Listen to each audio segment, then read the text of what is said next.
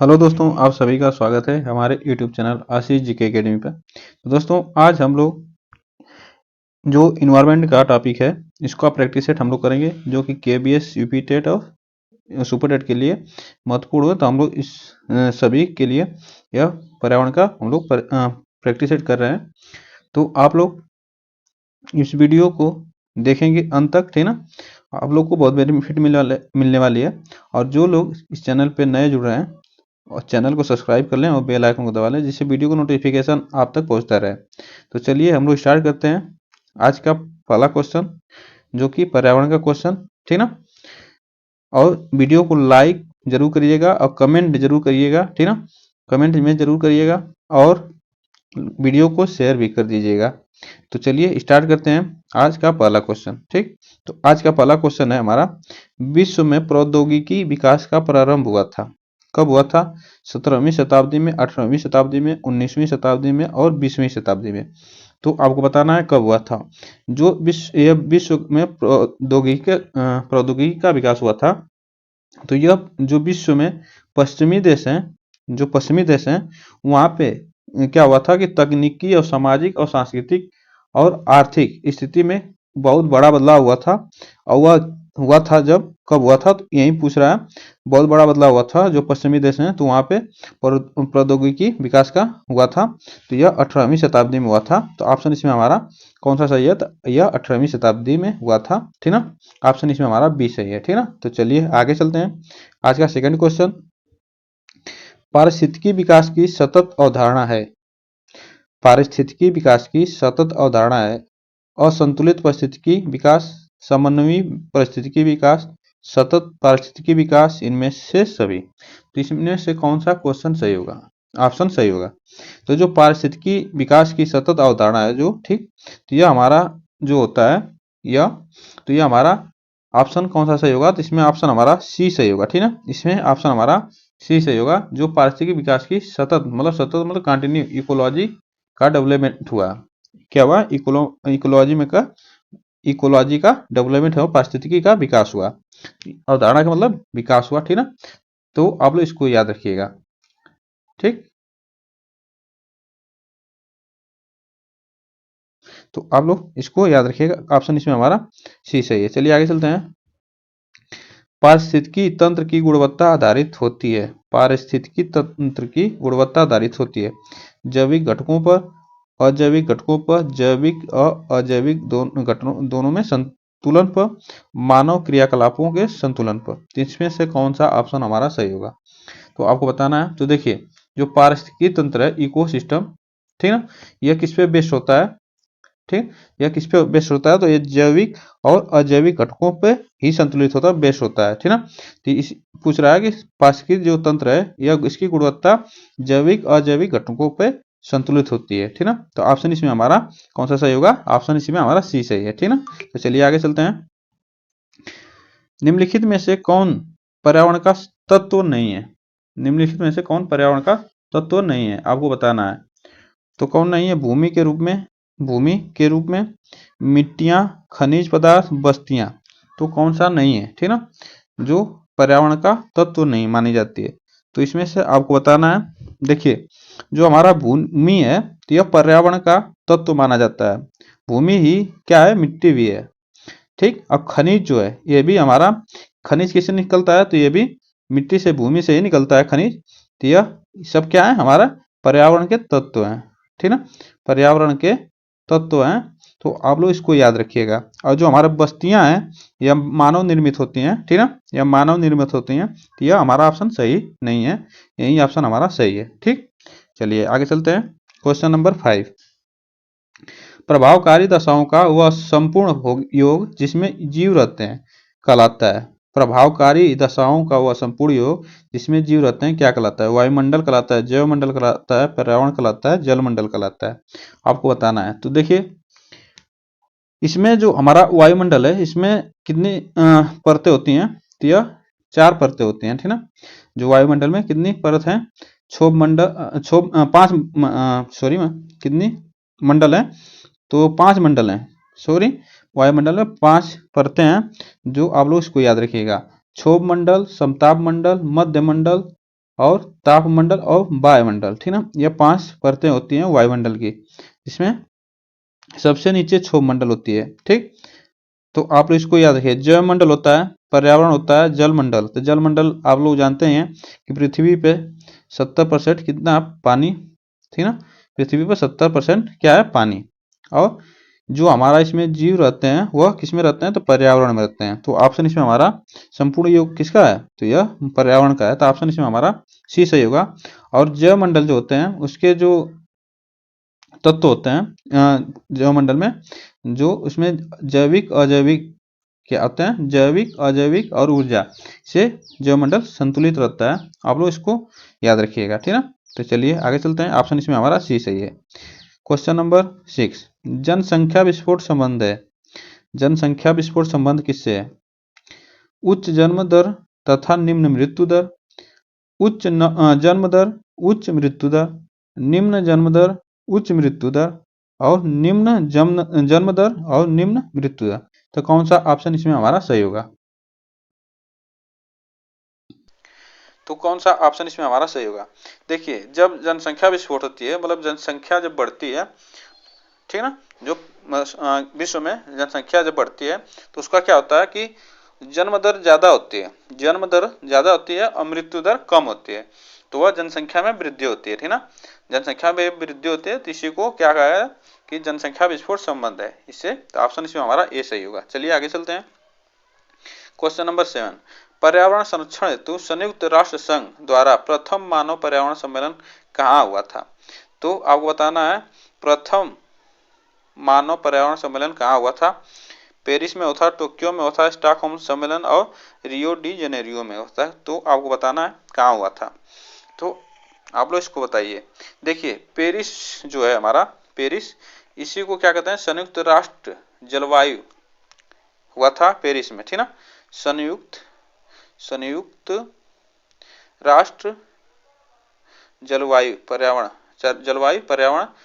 2015, जलवायु 2015, ठीक ना।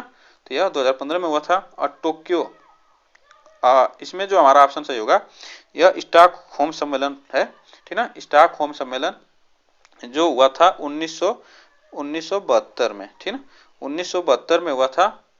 और इसमें कितने देश भाग लिए थे? तो इसमें कितने देश भाग लिए थे? तो ये 119 देश भाग लिए थे, ठीक ना। स्टॉकहोम सम्मेलन हुआ था जो, ठीक ना। तो इसको क्या कहा जाता है? तो यह संयुक्त राष्ट्र संघ द्वारा प्रथम मानव पर्यावरण सम्मेलन हुआ था। यह इसको भी याद रखिएगा, संयुक्त राष्ट्र संघ द्वारा, और इसी को मानव पर्यावरण सम्मेलन भी कहा जाता है। तो और इसको याद रखिएगा। और रियो डी जेनेरियो जो है, रियो डी जेनेरियो, इसी को पृथ्वी सम्मेलन कहा जाता है, इसी को पृथ्वी सम्मेलन कहा जाता है, जो कि 1992 में हुआ था। कब हुआ था? 1992 में, ठीक ना। तो 1992 में हुआ था रियो डी जेनेरियो, जो कि इसी को नाम दिया कहते हैं पृथ्वी सम्मेलन, ठीक ना। तो ऑप्शन इसमें हमारा सी सही है। तो आप लोग इसको याद रखिएगा। चलिए आगे चलते हैं। क्वेश्चन नंबर 8, भारत में वन्य जीव संरक्षण अधिनियम कब बना? तो भारत में वन्यजीव संरक्षण अधिनियम कब बना? 1952, 1962, 1972 और 1982। तो भारत में वन्यजीव संरक्षण अधिनियम कब बना? तो आपको बताना है, ठीक ना। तो ये देखिए, इसमें जो हमारा ऑप्शन सही होगा, इसमें जो हमारा ऑप्शन सही होगा, तो इसमें हमारा ऑप्शन सही होगा, यह 1972 में भारत में पर्यावरण संरक्षण अधिनियम बना, ठीक। और 1952 में 28 मई, क्या है, 28 मई को मताधिकार देने का, मत देने का अधिकार मिला था भारत में 1952 में, ठीक है। तो आप लोग इसको भी याद रखिएगा। और जो हमारा पर्यावरण सम्मेलन अधिनियम बना था, तो यह पर्यावरण अधिनियम बना था हमारा, तो यह 1986 में बना था, ठीक ना। 1986 में बना था पर्यावरण अधिनियम। आप लोग इसको याद रखिएगा। चलिए आगे चलते हैं। क्वेश्चन नंबर 9, जैव विविधता में सम्मिलित है, जैव विविधता में सम्मिलित है पेड़ पौधे, जीव जंतु, अति सूक्ष्म जीव, जीवाणु, उपरोक्त सभी। जैव विविधता में सम्मिलित है, कौन कौन सम्मिलित है यह आपको बताना है, ठीक ना। तो इसमें से कौन सा ऑप्शन सही होगा? तो देखिए इसमें जो हमारा ऑप्शन सही होगा, इसमें जो हमारा ऑप्शन सही होगा, पेड़ पौधे, ठीक है, पेड़ पौधे जो प्लांट होते हैं, पेड़ ट्री होते हैं, और जीव जंतु भी होते हैं, और क्या होते हैं, जो अति सूक्ष्म जीव, जो छोटे बैक्टीरिया होते हैं, यह किस में आते हैं सब, यह सब जैव विविधता में आते हैं। तो ये ऑप्शन इसमें हमारा डी सही होगा, ये सभी है, ठीक ना, जैव विविधता में। तो ऑप्शन इसमें हमारा डी सही है। चलिए आगे चलते हैं। क्वेश्चन नंबर 9, मानव तथा पर्यावरण के परिवर्तनशील संबंधों का विशद विवरण दिया, ठीक ना, विशद विवरण दिया। तो इसमें से कौन सा ऑप्शन सही होगा? देखिए इसमें जो विशद का मतलब होता है डिटेल, एकदम डिटेल डिस्क्रिप्शन, उसको जो मतलब एकदम उसके अंदर तक की बात को, तो किसने दिया? या पर्यावरण परिवर्तन के परिवर्तनशील, तो मानव विज्ञान, मानव भूगोल और मानव पारिस्थितिकी और सामाजिक विज्ञान, तो यह किसने दिया आपको बताना है। संबंधों से विशद विवरण मिला, तो किससे मिला यह आपको बताना है। तो जो हमारा मिला यह मानव पारिस्थितिकी से मिला, ठीक ना, मानव तथा पर्यावरण के परिवर्तनशील संबंधों का विशद मतलब डिटेल पूरा, तो यह हमारा मानव पारिस्थितिकी से मिला। तो ऑप्शन इसमें हमारा सी सही होगा। ठीक, चलिए आगे चलते हैं। क्वेश्चन नंबर 11, पानी का सर्वाधिक उपयोग होता है, पानी का सर्वाधिक उपयोग होता है, पानी पीने में, खेती में, उद्योगों में, इन सभी में। तो सबसे उपयोग कहाँ होता है आपको बताना है पानी का, तो कहाँ पे होता है, तो आपको बताना है कहाँ पे होता है। तो यह सबसे ज़्यादा पानी का उपयोग आप लोग जानते हैं खेती में होता है, ठीक ना, खेती में सबसे ज़्यादा पानी का उपयोग होता है। ठीक, तो ऑप्शन इसमें हमारा कौन सा सही होगा? ऑप्शन इसमें हमारा बी सही होगा। चलिए आगे चलते हैं। क्वेश्चन नंबर 12, खनिज पदार्थ जिन कच्चे धातु में मिलते हैं उन्हें कहा जाता है। जो खनिज पदार्थ हैं वह कच्ची धातु में मिलते हैं, तो उसे क्या कहा जाता है? ठीक ना, खनिज पदार्थ कहा जाता है, अयस्क कहा जाता है, शैल चूर्ण कहा जाता है, और इनमें से कोई नहीं। तो आपको बताना है जो खनिज पदार्थ मिलते हैं तो वह कच्चे मिलते हैं, ठीक ना, तो उसको फिर बनाया जाता है, तो वह कौन सा इनमें से ऑप्शन सही होगा? तो जो हमारा ऑप्शन इसमें सही होगा, तो इसमें से ऑप्शन हमारा जो सही होगा तो वह ऑप्शन बी सही होगा। उसे अयस्क कहते हैं, ठीक ना, उसे क्या कहते हैं? अयस्क कहते हैं। जो खनिज पदार्थ कच्चे धातु में मिलते हैं तो उसे अयस्क कहते हैं। ऑप्शन इसमें हमारा बी सही है। चलिए आगे चलते हैं, ठीक ना, ऑप्शन हमारा इसमें बी सही था। ठीक, निम्नलिखित में से कौन सा एक गैर धातु खनिज है? गैर धातु खनिज है, लोहा, माइका, तांबा, बॉक्साइट। तो कौन सा गैर धातु मतलब धातु नहीं है, तो कौन सा है आपको बताना है। लोहा देखिए धातु एक प्रकार का, ठीक, तांबा भी क्या धातु है, बॉक्साइट भी क्या है धातु। हमारा जो माइका होता है, ठीक ना, क्या होता है माइका जो होता है यह धातु नहीं होती है, ठीक है, धातु नहीं होती है। इसमें से ऑप्शन हमारा बी सही है। चलिए आगे चलते हैं। क्वेश्चन नंबर 14, क्वेश्चन नंबर 14, वनों के विकास को प्रभावित करने वाला प्रमुख तत्व कौन सा है? वनों को विकास करने वाला प्रमुख तत्व क्या? तापमान, जल पूर्ति, मिट्टी, इनमें से सभी। तो कौन सा है आपको बताना है, तो कौन सा है आपको बताना है, ठीक ना, जो वनों को विकास को प्रभावित करता है। तो देखिए जो वनों को विकास के प्रभावित करता है वह तापमान भी होता है, ठीक, जैसा तापमान है तो उसके हिसाब से वनों का विकास भी होता है, जल पूर्ति भी होती है, मिट्टी भी जैसी मिट्टी होगी उसके हिसाब से तो मिट्टी भी होती है। तो इसमें जो हमारा होगा तो यह सभी है, ठीक ना, क्या है वनों के विकास के लिए यह सभी है। ऑप्शन इसमें हमारा डी सही है। चलिए आगे चलते हैं।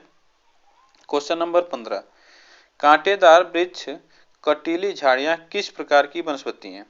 जो कांटेदार वृक्ष होते हैं और कटीली झाड़ियाँ किस प्रकार के वृक्ष? मरूदभिद, बोरियल, जलोदभिद और मानसूनी। तो कौन सा है आपको बताना है। जो जलोदभिद होता है वो जो जल में उगने वाले प्लांट होते हैं, ठीक ना, वह होते हैं, जैसे जलकुंभी हुआ और बहुत से घासें होती हैं वह जलोदभिद होती हैं, ठीक ना। इसमें जो ऑप्शन हमारा सही होगा तो इसमें कौन सा ऑप्शन सही होगा? तो यह देखिए जो होते हैं यह मरूदभिद, जैसे मरुस्थल में उगने वाले कांटेदार और कटीली झाड़ियाँ जो होती हैं तो यह मरूदभिद होती हैं, ठीक ना। तो आप लोग इसको याद रखिएगा। यह क्या करते हैं कि यहाँ जो पत्ते होते हैं इन सबों के जो कांटेदार वृक्ष होते हैं इन सबों के पत्तों में क्या होता है? कांटे होते हैं, ठीक। वह किसके कारण होते हैं? तो वहाँ पानी के कारण पानी का कम होना, मतलब पानी नहीं होता है मरुद्वीप में, मतलब क्या मरुस्थल में, तो वहाँ पे क्या होते हैं, ये सब काटिली वृक्ष और कटीली झाड़ियाँ उगती हैं। तो ऑप्शन इसमें हमारा ए सही होगा, ठीक ना। तो ऑप्शन इसमें हमारा ए सही है। चलिए आगे चलते हैं। एस्बेस्टस है, एस्बेस्टस क्या है आपको बताना है। एस्बेस्टस क्या है, धातु खनिज है, अधातु खनिज, उपरोक्त दोनों, उपरोक्त में से कोई नहीं। तो एस्बेस्टस क्या है आपको बताना है।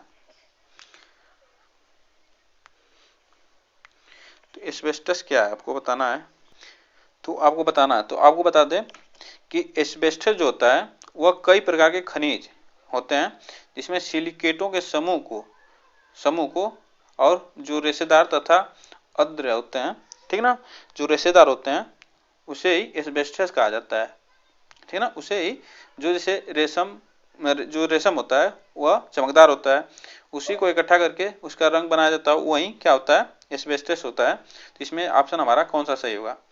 तो देखिए एस्बेस्टस जो है यह क्या है, अधातु है, न कि धातु है, ठीक ना, अधातु है। ये रेशम होता है, सिलिकेट होता है, ठीक, सिलिकेटों को का समूह होता है, उसी को अधातु कहा जाता है, ठीक ना, वह रेशेदार होता है। ऑप्शन इसमें हमारा बी सही है। चलिए आगे चलते हैं। आप लोग देखे हैं वो जो एस्बेस्टस होता है, जैसे दरवाजे वाजे बनते हैं जो फाइबर के ज्यादातर उसमें प्रयोग किया जाता है, ठीक ना। तो ऑप्शन इसमें हमारा वही था। जीवाश्म ईंधन है, जीवाश्म ईंधन है क्या है, पुनर्जीवित होने वाला संसाधन, कभी समाप्त न होने वाले संसाधन, पुनः जीवित न होने वाला संसाधन, उपरोक्त में से कोई नहीं। तो कौन सा ऑप्शन इसमें हमारा सही होगा। एक जीवाश्म क्या होता है, ठीक ना। तो यह जो होते हैं जीवाश्म हमारे, तो वह पुनः जीवित न होने वाले जो संसाधन होते हैं, ठीक ना, जो फिर वह जीवित नहीं होते हैं। जैसे कोयला होता है, अगर उसको जल गया तो वह फिर पुनः जीवित नहीं होता है, तो यह पुनः जीवित न होने वाले संसाधन होते हैं, ठीक ना, वह जीवाश्म ईंधन कहलाते हैं, ठीक ना। जैसे पेट्रोल हुआ, कोयला हुआ, ठीक ना, ये सब क्या है, जीवाश्म ईंधन है, जो फिर पुनः उत्पन्न नहीं होते हैं, ठीक। तो ऑप्शन इसमें हमारा सी सही है। चलिए आगे चलते हैं। क्वेश्चन नंबर 18, कार्बनिक पदार्थों में निहित ऊर्जा कहलाता है, कार्बनिक पदार्थों में निहित ऊर्जा कहलाता है, क्या कहलाता है, भूतापीय ऊर्जा, बायोमास ऊर्जा, तापीय ऊर्जा, पवन ऊर्जा। तो आपको बताना है कार्बनिक पदार्थों में निहित ऊर्जा होती है, तो कौन सा ऊर्जा होती है आपको बताना है। तो देखिए जो कार्बनिक पदार्थों में निहित ऊर्जा होती है वह बायोमास की ऊर्जा होती है, ठीक ना, बायोमास की ऊर्जा होती है। इसमें ऑप्शन हमारा बी सही होगा, ठीक ना। और तापीय ऊर्जा जो होती है, जो तापीय होता है, जो औद्योगिक क्षेत्र होते हैं, जो थर्मल प्लांट होते हैं, वह तापीय ऊर्जा के रूप में कार्य करते हैं, ठीक ना। और जो भूतापीय ऊर्जा होते हैं, यह जो धरती से मतलब पृथ्वी से निकलते हैं, ठीक ना। और पवन ऊर्जा जो हवा से, जिसे आप लोग पवन चक्की देखे होंगे, ठीक, उससे जो ऊर्जा बनाई जाती है, तो यह होता है। तो ऑप्शन इसमें हमारा जो सही था कार्बनिक पदार्थों में, तो यह बायोमास ऊर्जा होती है। ऑप्शन इसमें हमारा बी सही है। चलिए आगे चलते हैं। Question number 19, vermi posting, vermi posting में क्या में यहाँ होगा, में निम्नलिखित में से कौन सा मुख्य भूमिका अदा करता है। वर्मी कंपोजिस्टिंग, ठीक ना, वर्मी कंपोजिटिंग क्या है यह बताना है, ठीक ना। इसकी किसकी भूमिका अधिक होती है, पादप की होती है, जंतु के गोबरों की होती है, केचुआ की होती है, और गैस की। तो आपको बता दें जो वर्मी कंपोजिटिंग होता है वह केंचुए द्वारा क्या करते हैं, जो केंचुए द्वारा मिट्टी को खाद बनाया जाता है, उसी वर्मी कंपोजिटिंग कहा जाता है, ठीक ना। वह किससे बनता है, तो यह केंचुए से बनता है वर्मी कंपोजिटिंग। इसमें ऑप्शन हमारा कौन सा सही है, तो इसमें सी हमारा ऑप्शन सही है, ठीक ना।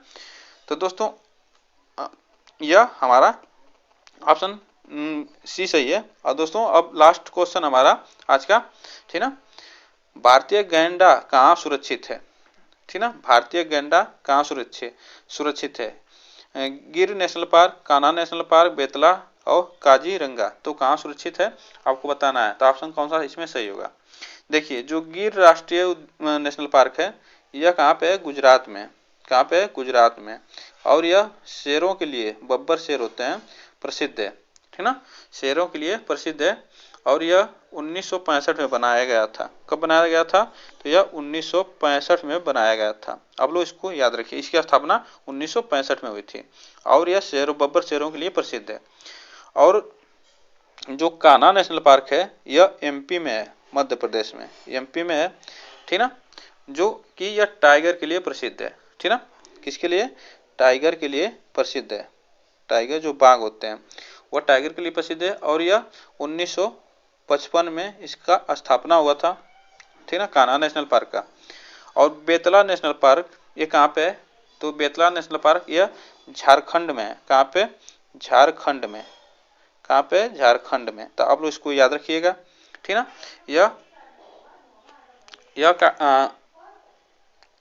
ये भी टाइगर नहीं सॉरी, यह हाथियों के लिए और टाइगरों के लिए प्रसिद्ध है, ठीक ना, बेतला नेशनल पार्क।